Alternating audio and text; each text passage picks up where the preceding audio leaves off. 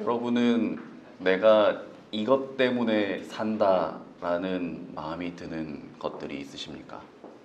어떤 삶의 성취나 물질적인 것이 될 수도 있을 것이고, 아니면 어떤 사람이 그런 이유가 될 수도 있을 것 같습니다. 혹은 아직 찾는 중이실 수도 있겠지요. 요즘 저를 살게 하는 것은 선선한 날씨에 바람을 느끼면서 킥보드를 타는 혜인이와 동네 산책을 하는 시간 같습니다. 저를 살게 하는 데에는 어떤 거창한 학문적인 성취나 업무적인 성과 같은 것이 필요한 것이 아니라 이런 작은 시간 때문에 살게 된다는 것을 배우게 됩니다. 아이의 작은 손을 잡고 동네를 산책하고 마트에 가서 무엇을 살지 고민하는 그 반짝이는 눈을 바라보면서 작은 주스나 과일 하나, 빵 하나 사들고 나오는 그런 작은 일상 말입니다. 그리고 이런 일상이 저에게는 내일을 살아갈 힘을 또 주는 것 같습니다. 내일 모레 이제 40을 앞둔 아저씨인 저도 한 20대 초반까지는 일상적인 것들보다 좀 더 고차원적인 것들, 예를 들면 어떤 중요한 자리라든지 직책이라든지 아니면 어떤 사상이 세상을 바꿀 수 있을 것이라 믿고 그런 것들에 몰두했던 때가 있었던 것 같습니다. 평범보다는 비범을 더 향해서 살았던 그런 시절들이지요. 일상보다는 비일상을 더 우선시했던 것 같습니다. 그리고 그런 것들이 변화를 만들 수 있을 것이라 생각했었습니다. 하지만 오늘 우리가 읽은 구약의 예레미야서의 말씀은 조금 다른 이야기를 우리에게 들려줍니다. 지난 몇 달간 저희가 같이 예레미야서를 읽어왔는데요. 예레미야가 계속해서 유다의 멸망에 대한 이야기를 하고 있습니다. 그런데 오늘은 조금 다른 이야기를 전해주고 있습니다. 조금은 일상에 관한 이야기를 담고 있는데요. 5절과 6절을 제가 한번 다시 읽겠습니다. 너희는 집을 짓고 거기에 살며 텃밭을 만들고 그 열매를 먹으라. 아내를 맞이하여 자녀를 낳으며 너희 아들이 아내를 맞이하며 너희 딸이 남편을 맞아 그들로 자녀를 낳게 하여 너희가 거기에서 번성하고 줄어들지 아니하게 하라. 지금까지 우리는 예레미야에서 이제 유다의 죄와 또 그로 인한 멸망, 그리고 바벨론으로 잡혀가서 겪게 될 포로 생활에 대해서 쭉 이렇게 계속 살펴보았습니다. 예레미야서를 보고 또 지난주 우리가 살펴본 예레미야 애가서의 내용을 보면 유다의 멸망은 무엇 때문인가 보면 그들의 죄 때문에 멸망했습니다. 그렇지만 유다 사람들 입장에서 볼 때에 자신들이 속한 유다가 멸망하고 또 많은 사람들이 수차례에 걸쳐서 바벨론으로 포로로 잡혀가고 또 성전에 있는 기물들까지 약탈당하는 것을 눈으로 볼 때에 자신의 죄를 생각하기에 앞서서 바벨론을 먼저 보면 바벨론은 그들의 원수입니다. 그들이 포로를 끌고 갈 때에 예우를 갖춰서 끌고 가거나 성전 기물을 약탈할 때에 잘 포장해서 가거나 절대 이러지 않았을 테니까요. 아마 그 과정에서 수많은 폭력과 보이지 않는 일들이 자행되었으리라 생각합니다. 그러면 포로들의 심정이 어떠할까요? 빨리 이 바벨론 제국이 멸망하든 세상이 뒤집히든 어떤 방법으로든 자신들이 살던 땅으로 다시 되돌아가고 싶은 마음밖에 없지 않겠습니까? 그리고 변화가 가능하다면 이 암울한 현실 속에서 어떤 초자연적인 개입이라든지 아니면 그들의 역사적으로 모세와 같은 위대한 선지자가 나타나서 자기들을 이끌어주기를 내심 기대하지는 않았겠습니까? 출애굽이라는 위대한 역사를 지닌 이 민족에게 그런 일이 또 있을 것이라 기대하는 것은 너무 자연스러운 일입니다. 아니면 그 이후에 또 구약 시대에 수많은 사사들이 등장해서 민족들을 구원했던 것과 같이 그런 기적적인 리더십도 상상하지 않았겠습니까? 하지만 그런 포로들에게 오늘 예레미야는 편지로 이렇게 외칩니다. 여러분들이 포로로 잡혀간 그곳에서 집도 짓고 농사도 짓고 가족도 이루어서 살아가십시오. 이렇게 이야기합니다. 이 말씀을 이해하기 위해서는 오늘 이 이야기의 전후 맥락을 좀 살펴볼 필요가 있는데요. 오늘 우리가 읽은 29장 바로 앞에 이제 28장을 보게 되면 거짓 선지자 하나냐라는 사람이 나옵니다. 이 하나냐는 어떤 이야기를 했냐면 제사장들과 백성 앞에서 아주 당당하게 여러분 하나님께서 2년 안에 여러분들을 모두 돌아가게 할 것이고 성전 기물도 다 돌려주실 것입니다. 이렇게 약속하셨습니다. 라고 선언했습니다. 얼마나 희망찬 이야기입니까? 하루라도 빨리 자신들의 토전으로 돌아가고 싶은 이 포로들과 모든 백성에게 이런 선언은 어쩌면 희망을 주고 위로를 주는 그런 말처럼 들렸을지도 모르겠습니다.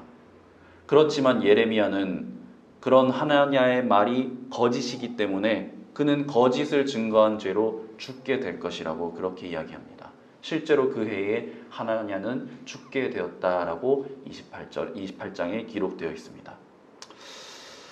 어쩌면 하나냐는 임박한 귀환을 증거하면서 진심으로 유다 백성들에게 희망을 주고 싶었는지도 모르겠습니다. 아니면 이런 이야기로 주목을 받아서 혼란한 정치 종교적 그런 상황에 처한 자신의 조국을 바라보면서 자신의 좀 종교적인 입지를 높이려는 또 그런 의도가 있지는 않았을까, 또 이런 상상도 해봅니다. 하지만 예레미야는 이런 시도들을 단호하게 배격합니다. 그리고 하나님의 말씀을 전하는데 그 내용이 바로 우리가 오늘 읽은 29장의 이야기, 그리고 또 뒤에 10절에 보면 70년 뒤에 돌아올 것을 유다 사람들에게 전하게 됩니다. 여러분이 처한 위기의 상황이 그 회복이 2년 뒤에 올 것과 70년 뒤에 올 것, 어느 것을 더 듣고 싶으십니까? 사실 인간이라면 누구나 2년 뒤에 돌아갈 것에 대한 이야기가 더 듣고 싶겠지요. 70년 뒤에 내가 살아있을지도 확실하지 않지 않습니까? 그리고 임박한 하나님의 계획과 또 세상을 뒤흔들 그런 이야기들을 들을 때에 하나님이 정말 우리를 버리지 않으셨구나, 이런 생각도 들지 않겠습니까? 그런데 여러분, 이스라엘 사람들이, 오늘 이 유다인들이 포로로 잡혀간 까닭이 무엇이었습니까? 지난주 예레미야가 1장 5절에 보면 그들의 죄가 많음으로 라고 되어 있습니다. 죄 때문에 포로 생활을 하고 있는 겁니다. 그런데 지금 포로로 잡혀간 유다 사람들이 어떤 식으로든 하나님께 회개했다, 돌이켰다, 뉘우쳤다, 이런 구절들이 단 한 구절도 없습니다. 오히려 거짓 선지자는 이 혼란한 틈을 이용해서 자기가 하고 싶은 이야기로 사람을 미혹하고 있고, 제사장과 선지자들이 있지만 그들도 같이 포로로 잡혀갔다고 기록되어 있지 아무런 일도 하지 못하고 있습니다. 아직 2년 뒤에 돌아올 것을 논할 그런 단계가 아니었던 겁니다. 지금은 그런 시점이 아니라 어떻게 죄를 회개하고 돌이킬지를 먼저 생각해야 되는 그런 시점이었습니다. 그런데 우리는 참 하나냐 선지자 같은 그런 이야기에 먼저 귀를 기울입니다. 상황에 대한 어떤 드라마틱한 해결책이라든지 어떤 이데올로기라든지 어떤 사상적인 해법이라든지 아니면 원인보다는 눈앞에 당면한 문제를 가려줄 수 있는 그런 말들을 더 듣고 싶어 합니다. 하지만 이런 태도에 맞서서 오늘 예레미야서 29장은 포로 시기를 이겨낼 수 있는, 그리고 자신들의 민족을 회복시킬 수 있는 하나님의 방법과 방향에 대해서 이야기해 줍니다. 멸망에 대한 예언이 계속되다가 이제는 진짜 망해버린 그 포로들 앞에서 하나님께서는 예레미야의 입을 통해서 그 자리를 딛고 설 수 있는 방법을 하나하나 알려주십니다. 그 방법이 뭐냐? 먼저는 일상을 바로 세우라는 겁니다. 포로로 잡혀간 유다 사람들에게 가장 팽배한 사고는 무엇이었을까요? 자신들의 과오는 상관없이 나라가 멸망해버렸다는 그런 어떤 패배의식, 생활의 모든 터전을 잃어버렸다는 상실감 같은 그런 것들이었겠죠. 절망감도 아마 가득했을 겁니다. 그래서 2년 뒤에 돌아갈 것이라는 그런 터무니없는 이야기도 지푸라기라도 잡는 심정으로 귀를 기울였겠지요. 능력이 된다면 반란이라도 일으키고 싶었겠지만 거대한 제국인 바벨론 앞에서 그것조차 상상할 수 없는 그런 상황이었을 겁니다. 하나님께서는 다른 방법을 그래서 제시하십니다. 먼저 그곳에서 일상을 회복하라고 이야기하십니다. 집을 짓고 하루하루 애쓰고 수고하여 먹고 살아서 삶에 충실할 것을 말씀하십니다. 포로로 살아가는 이들에게는 이 말씀이 어쩌면 수능주의처럼 들렸을지도 모르겠습니다. 지금 당장이라도 돌아가고 싶지만 하루하루 시간이 가고 상황이 흘러갈수록 돌아갈 날은 멀어져 가고 저 대제국 바벨론은 날이 갈수록 강성해 가는 것을 보면서 지쳐갔을 겁니다. 하지만 이런 생각이 들수록 그들은 문제의 원인에서 점점 멀어졌습니다. 이들이 왜 포로로 갔다고 했습니까? 죄 때문에 갔습니다. 그런데 죄에 대한 인식은커녕 거짓 선지자들만 붙들고 있는 모습은 그들이 포로로 잡혀가기 이전에 우상에 기대어 살아가던 모습과 전혀 바뀐 것이 없습니다.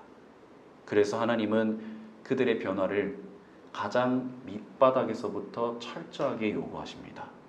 그 시작점이 일상의 회복입니다.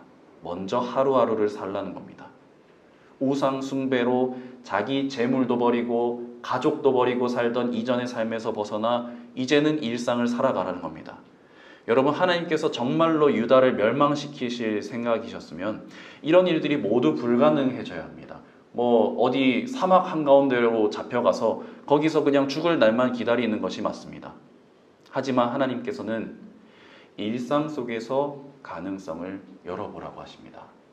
마냥 손 놓고 살지 말고, 그렇다고 허황된 꿈이나 그런 기대에 파묻혀 살지 말고 지금 내가 해야 될 것을 하고 살아갈 방법을 마련하라고 말씀하십니다. 패배감, 상실감 이런 것들에 젖어서 그것에 매몰되지 말고 다시 회복될 기틀을 마련하라고 하십니다. 많이들 보셨을 빅터 프랭클의 죽음의 수용소에서 이 책에 보면 정신과 의사였던 저자가 이제 나치가 만든 아우슈비츠 수용소에서 경험했던 그런 일들을 담고 있습니다. 거기에 보면 600만 명의 사람이 수용소에서 죽어가는 상황에서도 살아남을 수 있었던 사람들은 그곳에서 살아야 할 이유를 뚜렷하게 알고 있는 사람들이었다라고 이야기합니다. 그런 사람들은 건강해 보이기 위해서 깨진 유리 조각을 주워서 면도를 하고 하루에 한 컵 주어지는 물을 가지고 세수를 하며 버티면서 수용소의 상황에서 망연자실해서 자포자기하기보다 일상적인 행위를 통해서 자기 삶의 의지를 스스로 북돋아 주었습니다. 이와 반대로 그 책에 등장하는 F라는 사람은 전쟁이 한창이던 1944년에 자기가 꿈에서 하나님의 말씀을 들었다면서 1944년 3월 30일에 전쟁이 끝날 것을 같이 있는 그 수용된 사람들에게 이야기하고 다녔다라고 합니다. 그런데 그렇게 3월 말이 점점 가까우면서 이 사람은 3월 29일이 되자 끙끙 앓기 시작했고 30일에는 의식을 잃었고 31일에는 사망했다라고 기록하고 있습니다. 그의 사망이 질병에 의한 것이긴 했지만 그의 죽음은 희망의 상실에서 비롯됐다고 저자는 이야기하고 있습니다. 포로로 잡혀간 유다 사람들에게 희망은 어디에 있었을까요? 가깝기보다 아득히 멀어져 보였을 겁니다. 시간이 갈수록 점점 더 멀어 보였을 겁니다. 그러나 하나님께서는 그런 아득한 희망을 품고서라도 하루하루를 충실히 살아낼 것을 요청하십니다. 일상의 기틀을 먼저 다지라고 이야기하십니다. 거짓 선지자들의 근거 없는 이야기, 듣고 싶은 것들이나 하나님과 무관한 그런 거대 담론들에 기대어 희망을 버리거나 아니면 반대로 헛된 희망을 품는 것이 아니라 하나님의 말씀대로 일상으로부터 오는 회복의 가능성을 포착할 것을 말씀해 주고 계십니다. 이어서 하나님께서 제시해 주시는 방법은 조금 더 놀랍습니다. 그들을 포로로 만든 바벨론의 평안을 구하고 그들을 위해서 기도하라 라고 말씀하고 계십니다. 여러분, 이쯤 되면 저는 이 말씀을 읽으면서 예레미야가 정말 친바벨론파처럼 보였을 수도 있겠다라는 생각이 들었습니다. 하지만 회복을 약속하신 하나님의 말씀은 더 이상 포로의 눈으로 읽어서는 안 되겠다라는 생각이 이어서 들었습니다. 그들의 조상 아브라함에게 복의 근원이 될 것을 말씀하신 하나님께서는 이 유다 사람들에게 포로로 잡혀간 그곳에서도 그들과 그들이 속한 그 땅의 평안을 위해서 애쓰라고 말씀하고 계십니다. 포로로 잡혀간 땅에 발을 딛고 살아가지만 그들의 영혼은 끊임없이 하늘을 찾고 주변을 돌아볼 수 있는 그런 삶으로 하나님께서 부르고 계시는 겁니다. 유다 사람들이 포로로 잡혀가기 직전의 상황을 한번 떠올려 봅시다. 그들에게는 성전도 있었고 제사장들도 있었지만 우상 숭배가 뒤섞여 있는 아주 복잡한 종교 형태를 지니고 있었습니다. 그들의 삶은 하나님과 어떤 관계가 있었을까요? 오래도록 전통처럼 내려오는 민속 종교나 아니면 복을 빌 수단, 그 정도로 하나님을 생각한 사람들도 있었을 것 같습니다. 그리고 그와 동시에 우상으로 상징되는 욕망과 탐욕이 성전과 공존하는 그들의 종교 생활들이 등장합니다. 이런 것들이 어떻게 가능할까 싶지만 어쩌면 우리 안에도 이런 마음이 있지 않나 생각합니다. 말씀을 읽고 기도하면서도 또 반대로 확실성과 편리를 먼저 추구하며 살아가는 그런 우리의 모습과 어느 정도 닮아 있지 않나 하는 생각들이 들었습니다. 그래서 하나님께서는 어쩌면 이 포로 생활을 통해서 유다인들의 종교 생활에 아주 큰 전환을 바라시는 게 아닌가 싶습니다. 그렇기에 일상의 회복에 이어서 다음은 하나님의 자리를 찾고 포용의 방법을 제안해 주십니다. 그동안 유다인들은 하나님과 소통할 수 있는 방법을 잃었다고 하여도 과언이 아닙니다. 이스라엘은 그 전까지 사실 신앙을 중심으로 해서 그리고 그에 대한 결과로서의 선민의식을 가지고 형성된 공동체였습니다. 그런 이스라엘은 자신들이 아닌 다른 나라들은 하나님의 선택을 조금 벗어난 그런 이방으로 늘 평가절하했습니다. 그런 바벨론에게 침략당하고 포로로 잡혀간 것이 이 유다인들의 얼마나 수치스럽고 분한 일이겠습니까? 그런데 하나님께서는 오늘 말씀에서 그들을 위해서 여호와께 기도하라 라고 말씀하십니다. 여러분, 오늘 이 유다를 위해서 하나님의 말씀을 바르게 전해줄 선지자들은 예레미야 외에는 거의 남지 않은 상황이었고 신앙의 형태도 아주 극단적인 세속화를 향해서 우상과 결합된 그런 형태로 변질되어 가고 있었습니다. 그런 하나님께서 이제 어디로 기도하라고 하십니까? 7절에서 여호와께 기도하라 라고 말씀하십니다. 지금까지는 기도의 대상이 여기저기 흩어져서 어느 날은 신당에 가서 기도하고 어느 날은 이방신의 제단에 가서 기도하고 또 어떤 날에는 성전으로 향하기도 하고 그런 습관들을 이제는 버리고 하나님을 온전히 마주하라고 하십니다.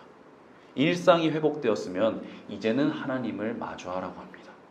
나는 포로로 잡혀있지만 하나님은 포로로 잡혀 계시지 않기 때문입니다. 그런 하나님을 기억해야 됩니다. 이런 하나님 이해는 오늘 우리가 읽은 디모데후서의 바울에게도 등장하는데요.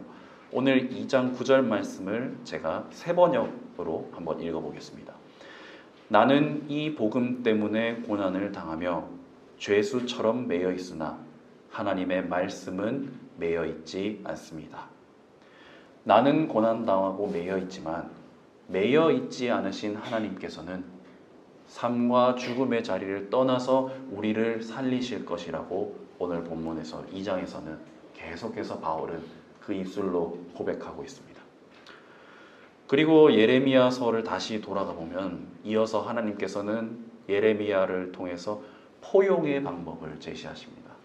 사실 이 이방인에 대한 포용의 개념은 구약 성경에서 그렇게 낯선 개념은 아닙니다. 대표적으로 출애굽기나 열왕기 같은 곳들에서는 법을 적용할 때에 이스라엘 사람과 이방인들에게 같은 법을 적용하라는 내용이라든지 아니면 하나님께서 이방인들의 기도도 들으신다라는 그런 내용들이 시편 같은 데도 있고 여러 군데 곳곳에 기록되어 있습니다. 그리고 예레미야서 7장과 22장에도 보면 이방인과 고아와 과부를 압제하거나 학대하지 말며라는 말씀으로 계속해서 이스라엘 전통에는 연속되고 있습니다. 그런데 이러한 포용의 근거가 뭔가 생각해 보면 이것은 포로의 입장에서 쓰여진 것이 아닙니다. 그런데 포로의 정체성이 아니라 하나님을 향한 온전한 믿음을 회복한 것을 전제로 말씀하시는 겁니다. 지금까지 애매한 신앙생활로 우상에게 끌려갔다가 성전에도 왔다가 발을 양쪽에 딛고 사는 그런 모습들이 아니라 하나님 안에서 충만하게 거하면서 능동적으로 그들을 포용하라고 말씀하십니다.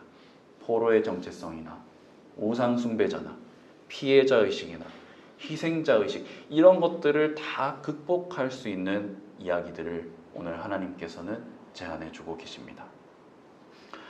오늘 읽은 신약의 말씀 누가복음에서 예수님께서는 유대교에서 부정한 자로 이중으로 낙인 찍힌 그러니까 이방인이면서 동시에 나병 환자인 사람을 고쳐주셨습니다.